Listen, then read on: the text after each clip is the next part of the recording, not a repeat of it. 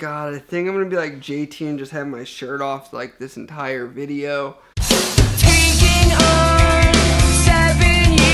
So what up guys, you're tuning in to Nicky MGTV for another military video for all your military video needs. As always, if you guys have a question about the military or about me, make sure you leave it down below in the comments, direct message here on YouTube, or you can leave it to me in direct message via Instagram where I can address your questions there, and it could be featured in a future Nicky MGTV episode. What's happening today is I was inspired by JT a little bit with the video about tattoos because military culture is actually really big on tattoos, really big. And that's why this past year you guys have seen the Air Force and the Navy both relax their policies on tattoos. You couldn't get a tattoo if you could see it visibly during the wear of PT gear, and if so, it couldn't be bigger than the size of your palm. The trick around that was if you got several different sessions, you could easily eventually build bigger pieces.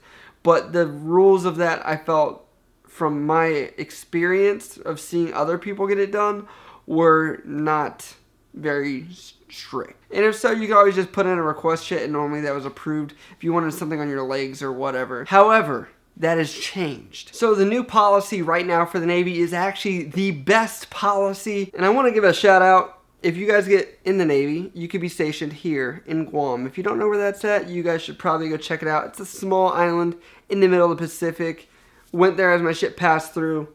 Lots of fun. And you could be there. So interesting spot. You guys might want to look at it. Back on track. The tattoo policy for the Navy is pretty lenient now. So now you can get big tattoos. There's no size restrictions for your elbow and below. Whereas previously that was the policy with the palm, and you couldn't really have anything on your hands. Now, except for the wedding band, there's a lot of people that get that in the military. Now you can have hand tattoos. You can also have the sleeve, and you can also get below the knee shorts, and you'll be fine. No one's going to say anything. The only thing that is restrictive is above the neck collar. So if you're joining, you should probably understand that pretty much if you wore a white t-shirt or a collared shirt, you shouldn't be able to see it at all come above that point.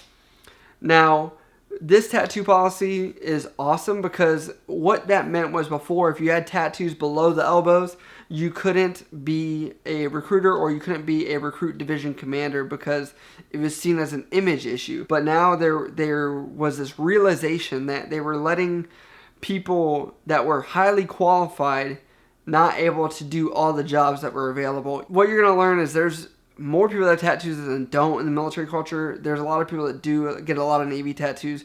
I personally have 4 tattoos, but one of them is really big. So pretty much, I don't know. I got 6 sessions on that tattoo. I'm going to show you guys my tattoos so that way you can see what I got. I currently do not have any Navy tattoos. I just haven't found anything to like be cool to get a Navy tattoo. The issue with Navy tattoos is there are 2 categories. They're really bad and stupid, or they're really amazing and awesome. So you have to be careful. That's why I guess this video for you guys joining would be, do not get a tattoo about the Navy immediately after boot camp. Wait till you've been in. Wait until you have some experience or something that you can relate to, or maybe when you get out. That way you kind of have a hindsight of what you should be getting and what you would like to represent that experience, and just don't get anchors. The other thing is, do not have a Navy tattoo before you go into the Navy, because if they see that, be ready at boot camp. It's seen as like you haven't earned it yet, and I have known a couple of people that actually went into the Marine Corps with a Marine tattoo, so don't do that. Now, military culture, there are a lot of tattoos, and that's because it's like the one way we get to self-express ourselves, because everything else we do is uniformity. The way our hair is, the way we shave, the way we wear our uniform, everything is squared away. But the one thing we get to personalize is our skin and our tattoos, and I think a lot of people that do enlist come from really rough backgrounds a lot of times, and people are reflecting on that, and they get to see the new life that they have and appreciation for those experiences. That's what some of my tattoos are about, so let's talk about those. My first tattoo I'm going to talk about is my Yoda piece. My Yoda piece on my chest here is pretty much my dream piece. I had a dog named Yoda, and I didn't want to just get my dog on my chest because I felt that was kind of lame and cheesy, and I didn't think anybody could do that justice. His name was Yoda, so I got a picture of Yoda, and my fandom of Star Wars was incorporated into this, but also because Yoda's like a sign of strength and wisdom and not always like needing to fight and be kind of wise and think before you do something. That's why I got this piece here. This thing took 2 sessions to do. I got this done in Rota, Spain by an artist named Ivan Cordero. I will put his information below, so if you ever go out there, you know someone out in the Spain area, you can let them know. Great work. That tattoo shop at Payton, how you'd say it in English, is great. It's one of the top like 100 in the world. My next tattoo is the one on my shoulder here, and what you're going to see is a astronaut. When I joined the Navy, I was listening to a lot of Brand New at that time, and so if you guys don't know the cover of Deja Into, their album, I listened to that like religiously, and it was like this transition period of like being lost in space and like who I was and what I was doing and why I was doing it and my experiences and kind of like, I guess, digesting them. And I kind of explained it to my brother, and we had very similar experiences. And so this was my first tattoo, which I had done in Brooklyn in New York when he was there. He actually has it on his forearm, but in the mirrored position, so it's a little bit different. But this tattoo is there. I need to get more of it done. I want to tie it into the Yoda if possible. So hopefully that will come soon, but money is always an issue with tattoos. I want more. Now, on my calf here, I have a elephant. And everyone that I've seen recently when we do our PT sessions outside, they were asking if I got it for like wisdom or something. And I'm like, no, no, and no. If you guys don't know, I actually love skateboarding. I've been skateboarding since I was probably 12, 11. And I had gotten it because back then, skateboarding was my only passion until I joined the Navy pretty much, and photography.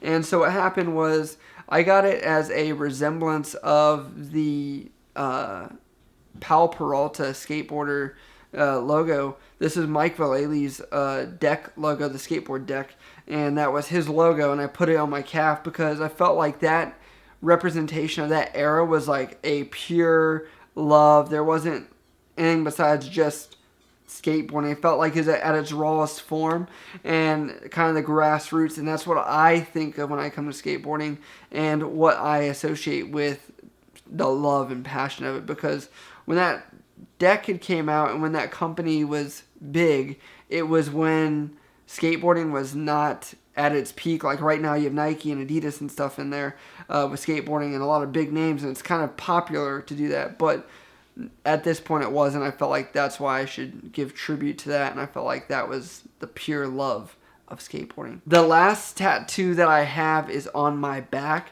When I originally had this idea, I told Ivan, the same guy that did my Yoda tattoo, I said, I want a The Last of Us themed tattoo. Tell me what you got. He had played the video game, and he gave me this like collage picture on Facebook Messenger, and I was instantly in love. Like, I give a lot of freedom of artistic expression in my tattoos, so I don't really think that it's like a cut dry. I want the artist to also put some input in there. And so when they ask, oh, do you want this? And I always ask, what do they think? And that's because you're going to get a better quality tattoo if you are not like, I want it this, because it puts more stress and it's not enjoyable. With this tattoo on my back, this one was kind of like my passion for video games, and I grew up being like 4 or 5 years old playing Mario with my mom before I went to school, or I would play Mario Kart. Like, this was a family event,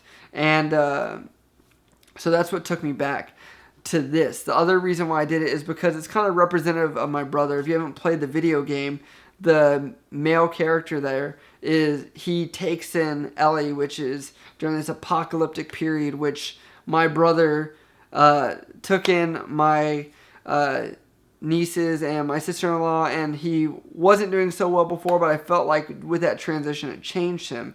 And in this story, Joel changes because of Ellie, and I felt like that was very sweet and awesome. Throw a thumbs up if you're ready for part 2, because geez, I cannot wait. And that brings me another point with this military culture. people play video games all the time. So a lot of people play Smash Brothers. People have the little 3DS and they'll say, hey man, you want to Smash? And then people are playing Smash Brothers. You have people play FIFA, Madden, 2K. On the ship, that is big. Also, you have people that play WoW and stuff like that. But the sports games and things like that, first-person shooters always do really well. All right, guys, so I hope that helped you guys out with the military policy for the Navy. If you guys have questions about the other ones, I can post them down below for you guys, but leave a comment and then I'll find it for you. If not, you can always Google that yourself as well. But the Navy policy will be there. Every branch is different. So, as always, guys, I hope you guys like this video. If you guys have any other future questions about the military, myself, anything like that, remember, you can always message me down below in the comments on here on YouTube or direct message via NickyMGTV on Instagram, and I'll get back to you there. As always, guys, subscribe. I'll see you guys next time. I love you guys. See you tomorrow.